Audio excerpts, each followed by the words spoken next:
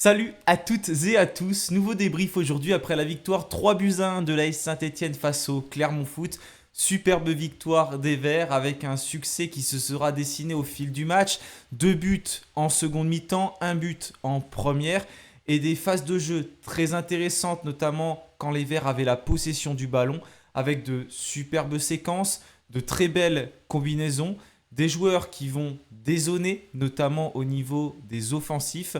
Des joueurs qui sont capables également de suppléer à des postes qui ne sont pas les leurs, notamment depuis le début de la saison. Et je pense à Maxime Bernauer qui a remplacé João Ferreira et j'espère qu'on aura des nouvelles positives du latéral stéphanois. Bon, apparemment, ça semble quand même aller d'après ce que les commentateurs nous ont dit après la mi-temps où il était conscient. Mais on va attendre d'avoir d'autres nouvelles. Il y en aura peut-être quand ce débrief va sortir. Mais par contre, attention, sur certaines séquences, il ne faut pas du tout se relâcher. On l'a vu notamment avec Yann Catro qui était très énervé, très agacé après le but encaissé par les Verts. Mais déjà auparavant, lorsque certains Stéphanois faisaient des gestes superflus, il veut que son équipe soit toujours concentrée, joue simple, parce qu'on peut le payer cash. On menait 3-0, il y a eu 3-1 et on n'était vraiment pas loin du 3-2. Parce que je rappelle que la frappe clermontoise a fini sur les montants de Gauthier Larsonneur. Et là, la fin de match, elle aurait été terrible pour nous supporters de l'AS Saint-Etienne. En tout cas, on a décroché un succès. Il y a bien évidemment beaucoup plus d'éléments positifs que d'éléments négatifs. Les Verts enchaînent, sont premiers de ce championnat de Ligue 2, ont marqué 6 buts en 2 rencontres et surtout, les recrues stéphanoises s'installent et sont même déjà décisives. On va débriefer cette rencontre. Juste avant, n'oubliez pas de vous abonner, de la liker et nous on se retrouve juste après le générique.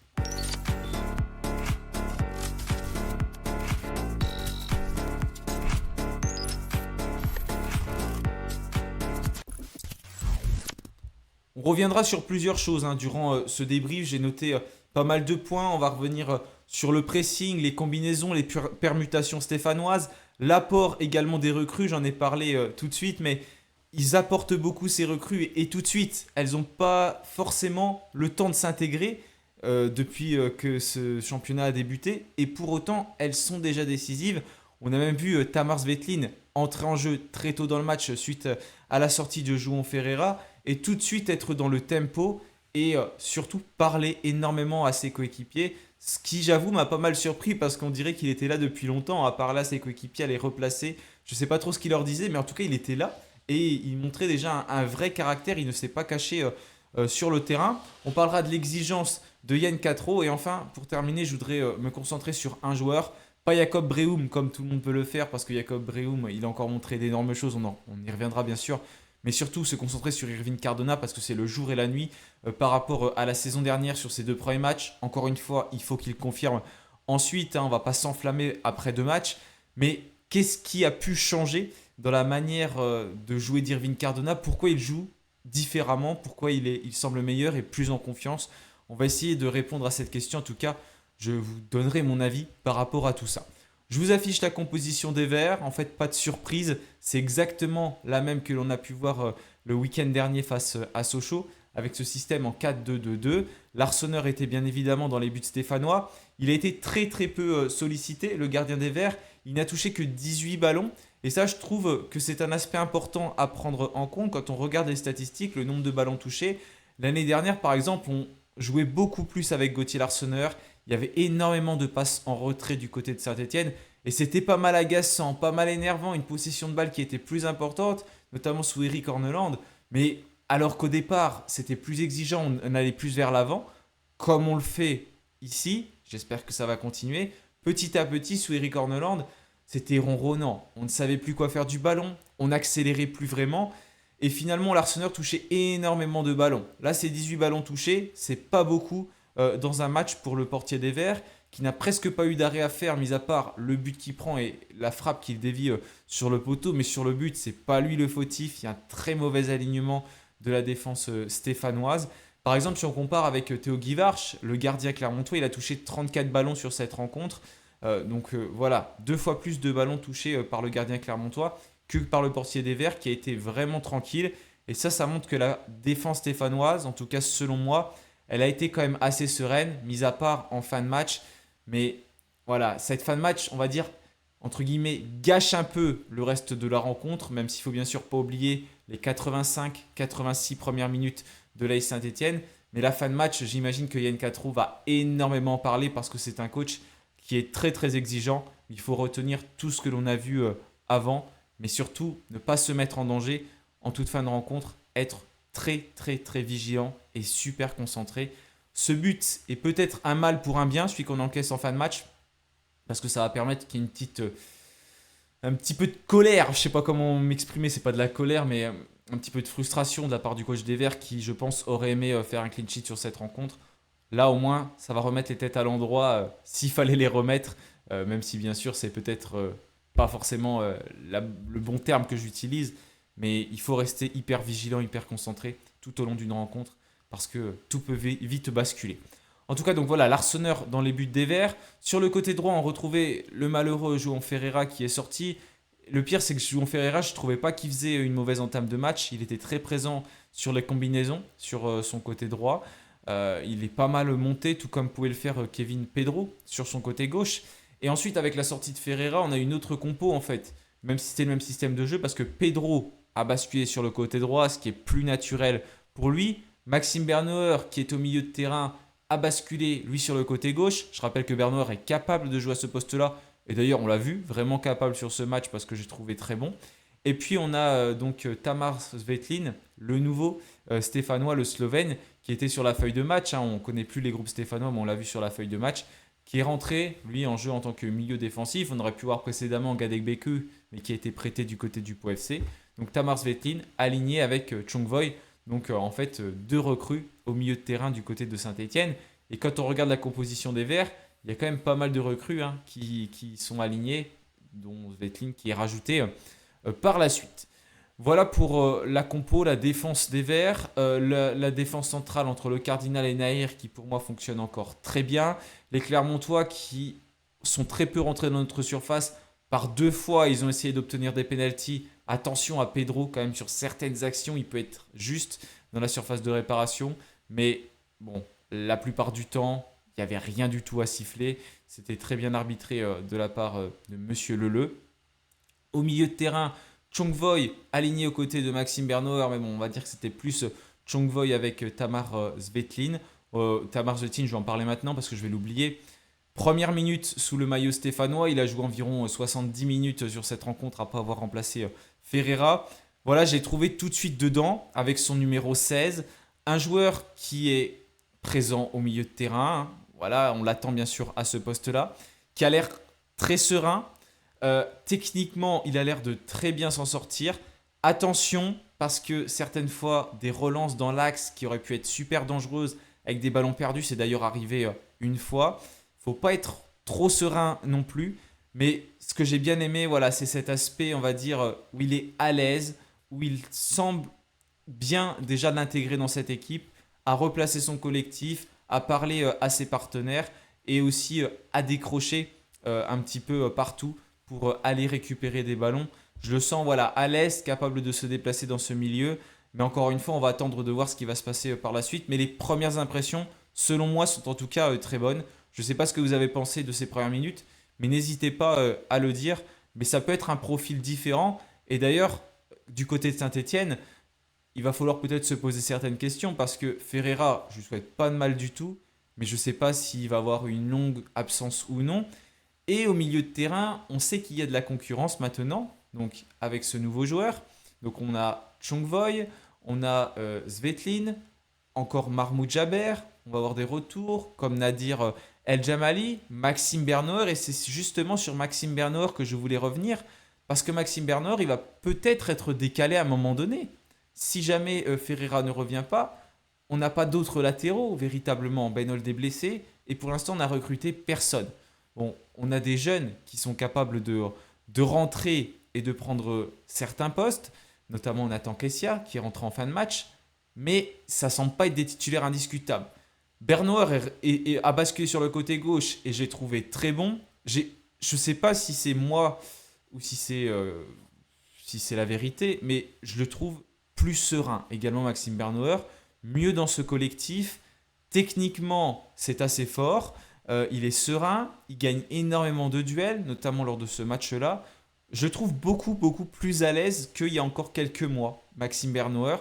Mais un peu comme l'ensemble de l'équipe stéphanoise qui a pris confiance et on sent que cette préparation, elle a été bien menée en tout cas pour le moment parce que les Verts, ils sont là, ils répondent présents et ils répondent présents physiquement. On n'a pas vu une baisse physique de la part des joueurs. On a été capable de mettre de l'intensité tout au long de la rencontre, même s'il y a un creux à la toute fin du match et on va dire entre la 10e et la 20e minute de jeu. Mais pour moi, ça c'est un élément essentiel et positif et je pense que Maxime Bernauer peut occuper ce poste de latéral gauche parce que Svetlin a été bon aussi, donc à voir.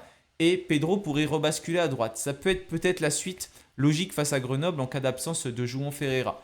Pareil, j'attends votre avis en commentaire là-dessus. Au milieu de terrain, si on va dans le rôle plus offensif, Boaquier et Ballot. Donc Boaquier et Ballot, notamment au début de match, beaucoup plus recentrés dans cette attaque, avec des joueurs comme Pedro ou Ferreira qui étaient très très hauts, ce qui apportait beaucoup offensivement.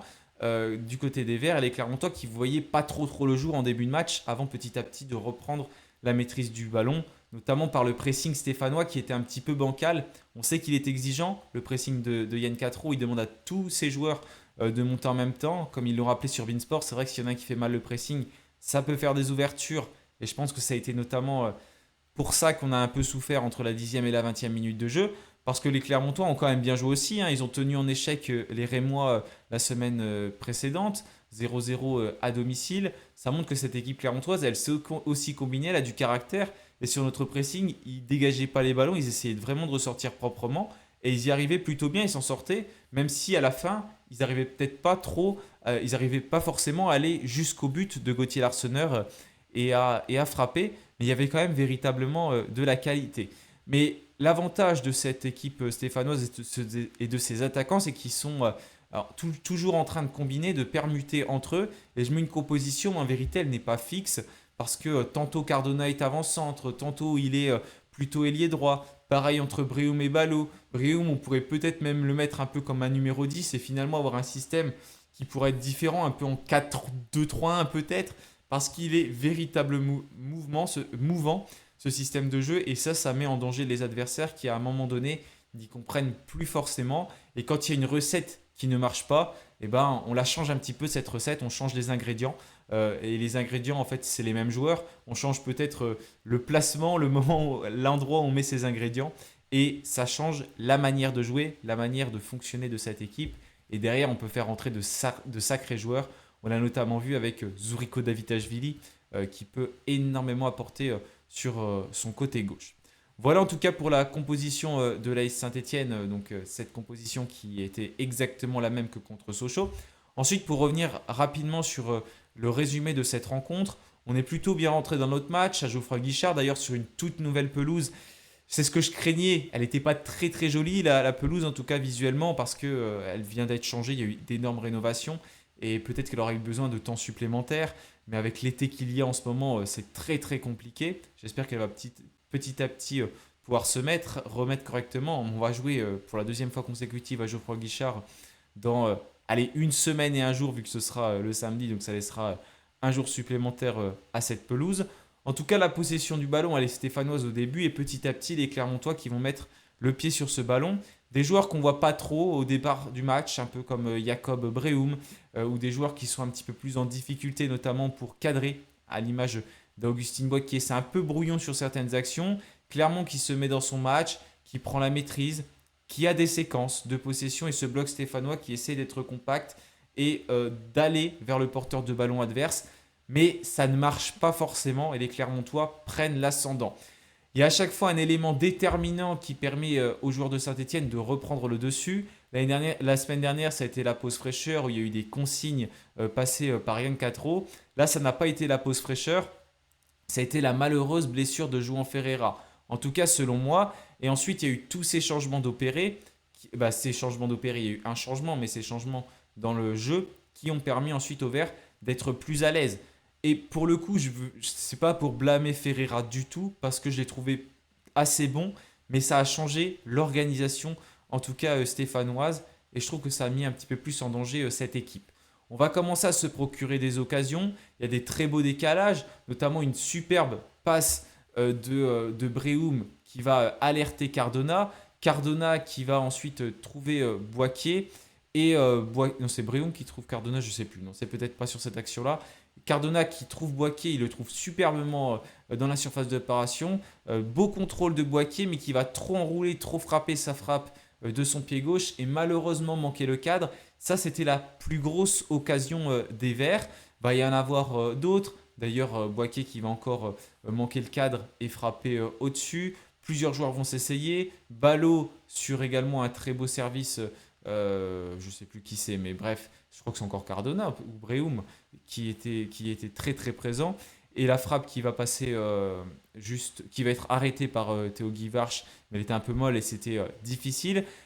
Justement, Ballot, lui qui a été de plus en plus trouvé sur cette rencontre et qui n'était pas hors jeu contrairement au match de Sochaux. Je pense qu'il y a eu véritablement des consignes de la part de Quatro et il est super intéressant pour moi en tout cas quand il n'est pas en position d'hors jeu parce qu'il fait énormément d'appels et il n'hésite pas à dézonner aussi. Il se place un peu partout quand il voit que ça ne fonctionne pas d'un côté, il va de l'autre et c'est un peu un poison à suivre parce que ça a l'air d'être un joueur aussi qui est plutôt très très rapide et on a des joueurs qui ont des superbes visions de jeu comme Cardona ou encore comme Jacob Breum mais également Augustine Boaquier. Finalement, le premier but stéphanois, il va intervenir à la 41e minute de jeu et ça va être enfin le but des Verts qui va tout déclencher. Et c'est un superbe but signé Irving Cardona. C'est là que Breum est à la baguette. Il va trouver Tierno Ballo qui se fait contrer par un Clermontois. Mais Cardona est présent et tout en finesse, en douceur et enroulé un petit peu, il va mettre ce ballon dans le petit filet de Théo Guivarch qui ne peut rien faire.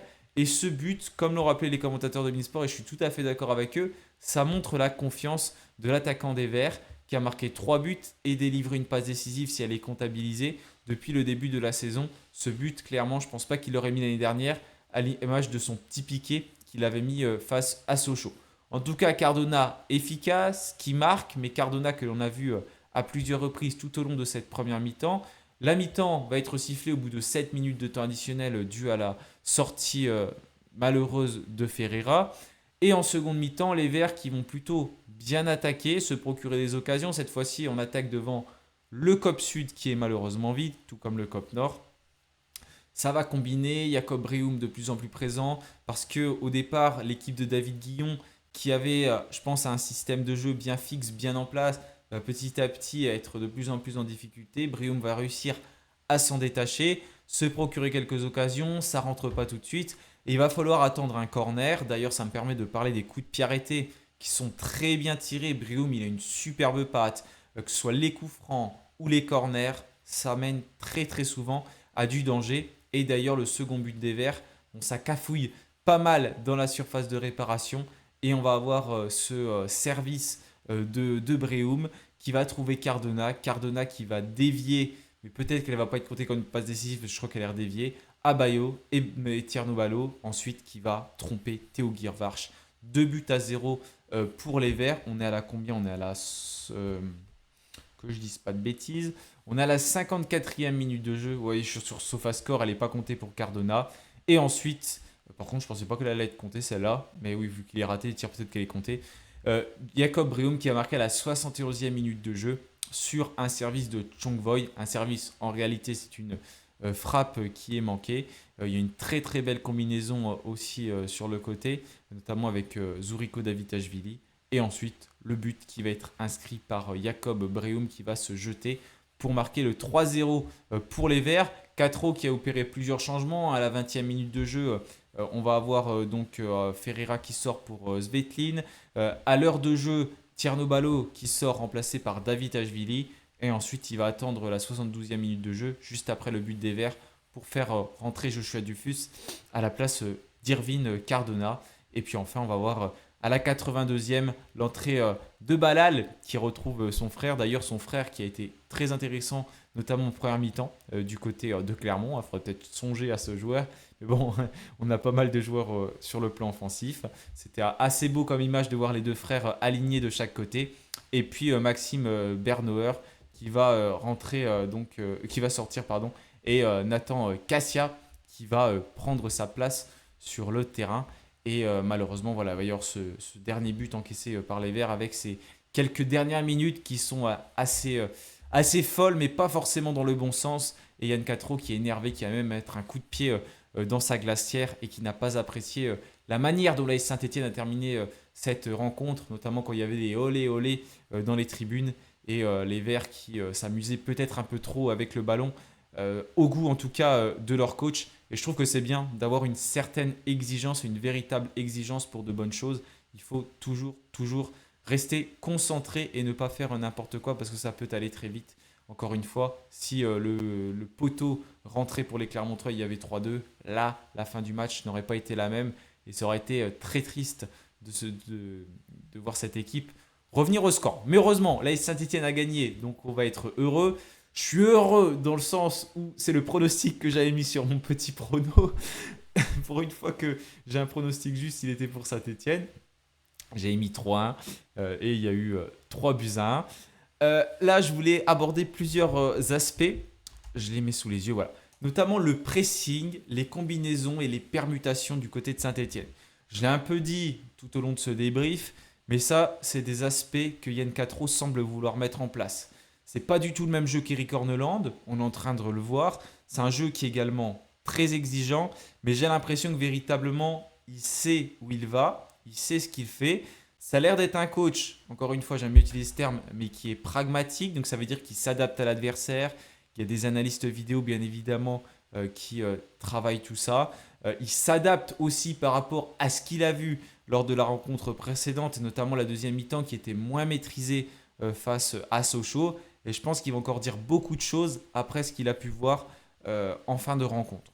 En tout cas, il y a un véritable pressing, presse, qu'il dit très souvent au bord du terrain, le coach des Verts, qui attend que ses joueurs aillent véritablement sur le porteur de balle adverse, mais qu'ils y aillent véritablement ensemble pour ne pas faire n'importe quoi et subir parce que le jeu stéphanois est très vertical et on sait que quand on perd le ballon, les contre adverses peuvent être hyper dangereux parce qu'il y a les couloirs qui peuvent être très très souvent libres comme les latéraux sont hauts. Ce que j'aime bien également, c'est les combinaisons. Ces combinaisons que l'on voit de plus en plus fréquemment. On en a déjà vu lors des matchs de préparation face à Sochaux, mais également là contre Clermont, avec les joueurs qui combinent entre eux. D'ailleurs, même sur les phases de coups de pied arrêtés, il y a des combinaisons qui sont travaillées. Et même pendant les matchs, on sent notamment quand on repart côté des joueurs qui décrochent, les ailiers qui reviennent, le latéral qui remonte, etc. etc. Je ne suis pas un pro de la combinaison, mais il y en a beaucoup, beaucoup de types. Et ça se vérifie sur le terrain parce qu'on remarque souvent, et les sorties de balles ne sont pas dues au hasard du côté de Saint-Etienne. Et comme j'ai dit tout à l'heure, les permutations, notamment entre les attaquants, qui mettent en danger les adversaires qui, à un moment donné, n'y comprennent plus forcément grand-chose.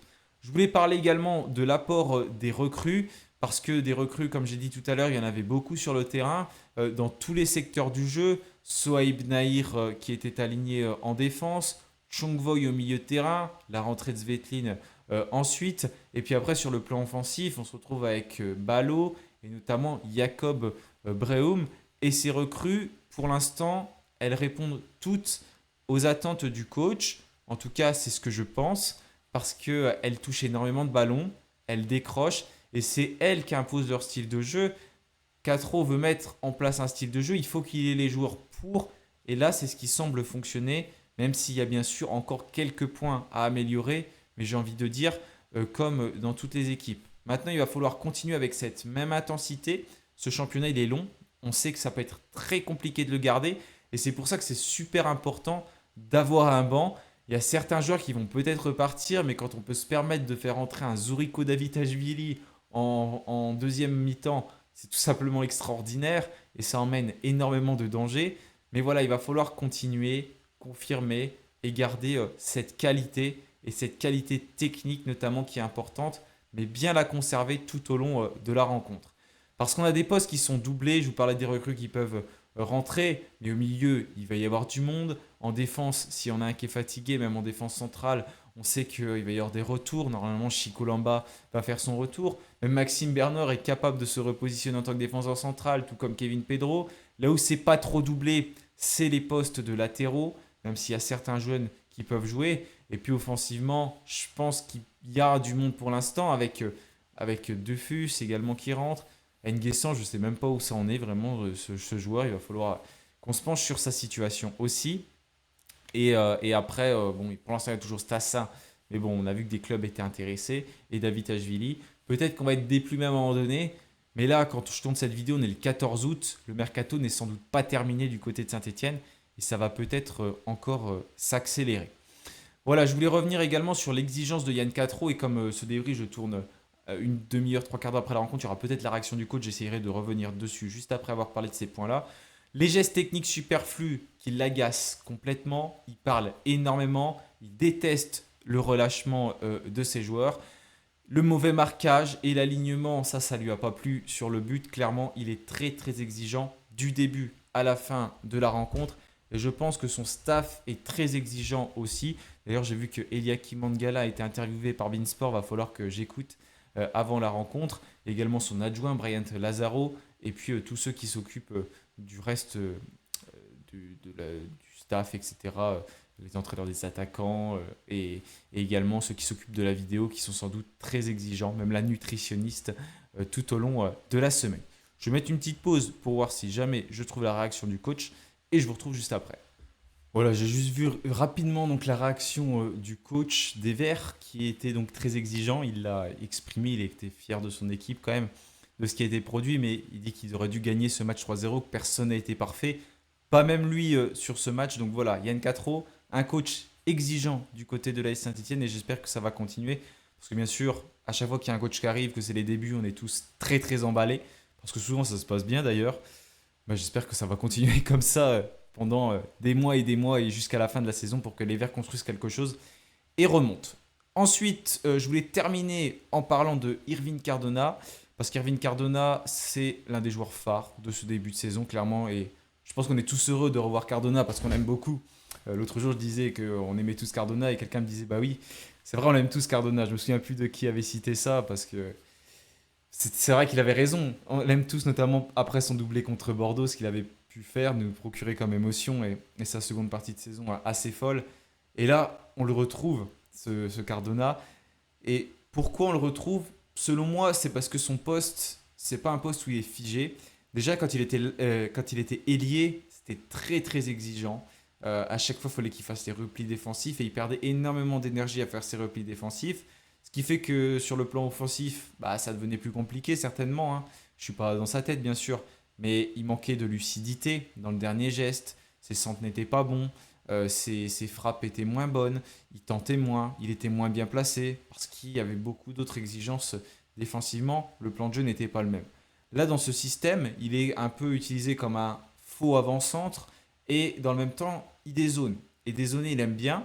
Les replis défensifs, il est moins contraint de les faire parce que le pressing, il l'enclenche dès la perte du ballon.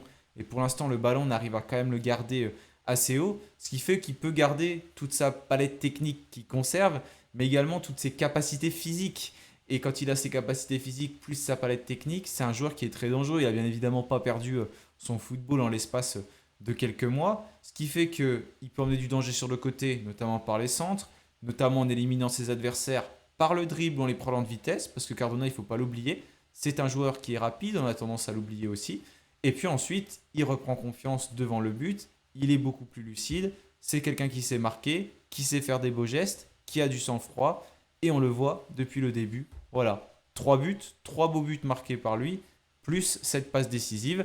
Et pour compléter le tout, forcément, un joueur ne fonctionne pas tout seul. Il faut qu'il y ait une bonne équipe autour de lui et des bons joueurs. Et je pense qu'un joueur comme Jacob Breum, notamment, ça emmène de la confiance. Quand tu vois quelqu'un à côté de toi qui est super à l'aise techniquement avec le ballon et qui arrive à le conserver, à bien voir les choses, bah forcément, les joueurs qui sont à côté de lui, ils peuvent se sentir que bien. C'est pour ça que, voilà, pour l'instant, ça fonctionne très bien du côté de Saint-Etienne. Ça, c'est véritablement positif. Mais il va falloir voir, peut-être qu'un jour, il y a un joueur qui va être moins bien. Est-ce que tout le collectif va s'effondrer en même temps? Ou est-ce qu'un autre joueur va réussir à prendre le relais, le leadership, on va dire, offensif? On va voir comment les choses s'effectuent. J'espère que ce moment n'arrivera jamais. Tout comme si un jour on prend un carton rouge, comment va réagir cette équipe? Voilà, c'est des situations que j'ai pas envie de voir, mais néanmoins, c'est des situations qui peuvent arriver. Pour l'instant, tout nous réussit. On prend les points, ça c'est très bien. On a marqué 6 points depuis le début de la saison. D'ailleurs, si on regarde les résultats, une équipe comme Nantes a encore perdu 2 buts à 1 face à Laval. Il n'y a que Annecy qui compte le même nombre de points que nous après sa victoire 2 buts à 0 contre Rodez. Ce qui fait que Annecy a 6 points. Nous, on a 6 points également. Et derrière, ça continue. Donc, c'est que des équipes avec 4. Et en toute fin de tableau, c'est Nantes qui est dernier du championnat pour l'instant, avec un total de 0 points. Bien évidemment, rien n'est rédhibitoire. Mais Nantes, qu'on annonçait comme des favoris en début de saison, pour l'instant se retrouve en difficulté.